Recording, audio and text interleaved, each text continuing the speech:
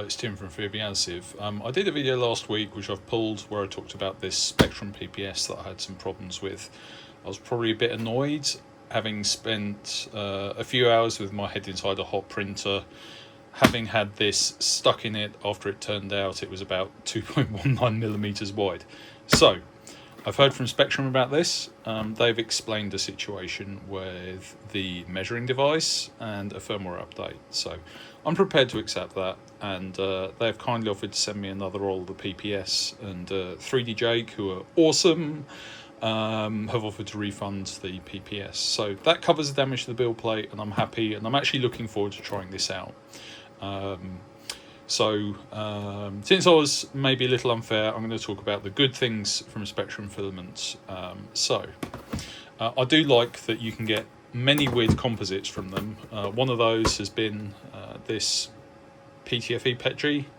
Low coefficient of friction, that is why I bought this one. And I have been using it. I've got it on my V-spooler here for the moving parts and the friction parts, and it's actually worked out quite well for that. So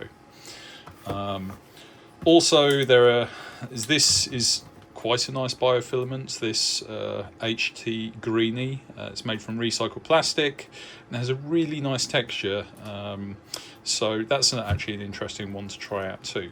But finally, probably the most interesting one for bamboo users is this refill. Now, what's interesting about this is it comes on a cardboard. It comes on a cardboard spool, and it fits the Bamboo Lab spools. So I actually got a few rolls of this. I have tried it and it has been okay. So this is actually quite a good option. I should say that I haven't been bought off by Spectrum following whining about them. This is just something that I thought I'd do. And I pulled the video for two reasons. Firstly, I was maybe a little bit unfair, and also I really hate having negative videos up. So that's why that's gone. So maybe don't avoid Spectrum. They have made it right. So yeah, good stuff. Thank you.